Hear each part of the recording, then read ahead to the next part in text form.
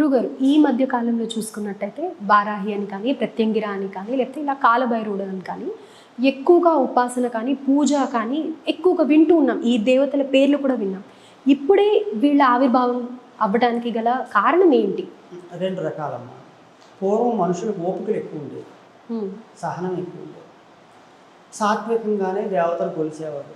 లేదా కోరిక తీరకపోతే ఇది నా ప్రారంభకరణ ఇలాగే ఉండేది అనుకునేవాడు, అనుభవించేవాడు. ఇప్పుడు ఏమైపోయిందంటే మనుషులకి ఆచారాలు తగ్గిపోయినాయి, ఓపికలు తగ్గిపోయినాయి, నిష్టలు తగ్గిపోయినాయి. అన్ని వర్గాల్లోనూ పురోహితం చేసే బ్రాహ్మణుల దగ్గర నుంచి వేద పండితుల దగ్గర అందరికీ కూడా ఈ కులాలు మతాలు ఏం లేదు, అందరికీ కూడా ఈ ఉన్న వాతావరణ పరిస్థితులు కావచ్చు, లేకపోతే ఆరోగ్య పరిస్థితులు కావచ్చు, ఓపికలు తగ్గిపోయాయి ఉన్నమాట. వెంటనే రిజల్ట్ రావాలి. కలియుగ తత్వం ఇది, ఎవరిని తప్పుపట్టడానికి. కలియుగ మాయలో అందరం మాయలో ఉన్నాం. మాయని ఛేదించాలంటే నేను పూర్వంలాగే కర్రట్టుకుని కొడతాను అంటే కుదరదు. కత్తట్టుకునే పోరాడాలి. అర్థమైంది? కత్తట్టుకుని పోరాడితేనే మనం ఆ మాయని ఛేదించగలుగుతాం, ఆ కర్మను ఛేదించగలుగుతాం. అర్థమైంది? ఇప్పుడు తీవ్రవాదుల్లో కూడా ఎంత అడ్వాన్స్డ్ టెక్నాలజీ అయిపోయిందో, ఇప్పుడు అలాగే ఈ కలియుగంలో చివరి దశకు వస్తున్న కొద్ది మనుషులకి సమస్యలు పెరిగిపోతూ ఉంటాయి. డబ్బున్న వాడికి సమస్య ఉంటుంది, డబ్బు లేని వాడికి సమస్య ఉంటుంది. అయ్యో ఆయన ఎవరికో 100,000 లక్షల కోట్లు ఉన్నాయి కదా, లక్షల కోట్లకు తగ్గ సమస్యలు ఉంటాయి. నేను చాలామందిని చూస్తుంటాను, కోటీశ్వరులు వస్తుంటారు, ఒక పూట పట్టడం అన్నం గట్టిగా తినలేరు వాళ్ళు. అలాగే ఆ సమస్య, గంట సేపు నిద్రపోలేదు. ఎంత డబ్బు ఉంటే ఏం లాభం? లేనివాడు 4 గంటలు 6 గంటలు పడుకోగలడు, పెరగడమైనా కడుపు నిండా తినగలడు. ఉన్నవాడికి తినలేని పరిస్థితి.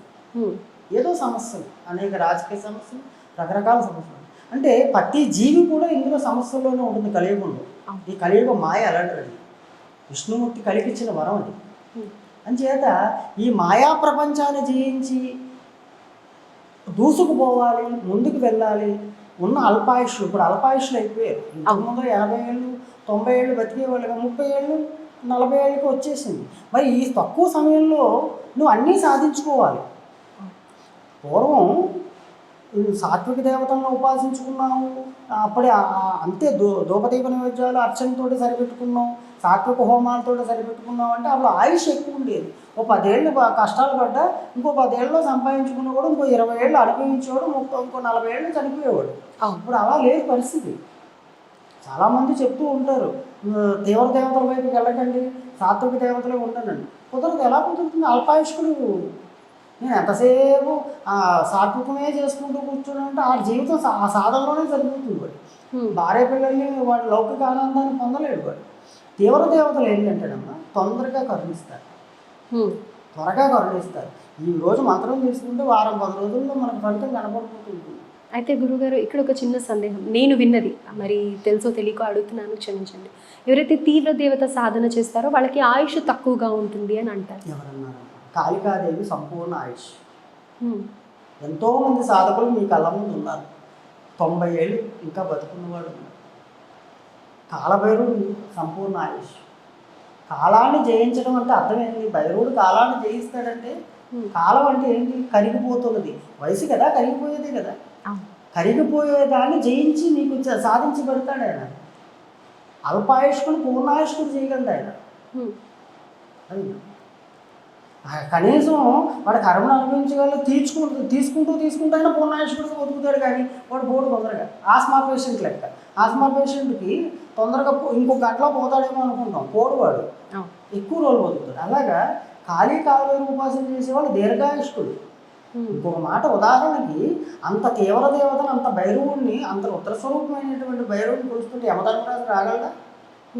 మృత్యువు రాగలదా? కాళికాదేవి విరయతాండవం చేసేటట్టు ప్రళయాన్ని సృష్టించగలిగిన దేవత ఆవిడ ఒక్క అంతనే ప్రళయం సృష్టిస్తుంది, ఒక అడుగు. అలాంటి దేవతను ఉపాసిస్తుంటే యమధర్మరాజు రాగలదా?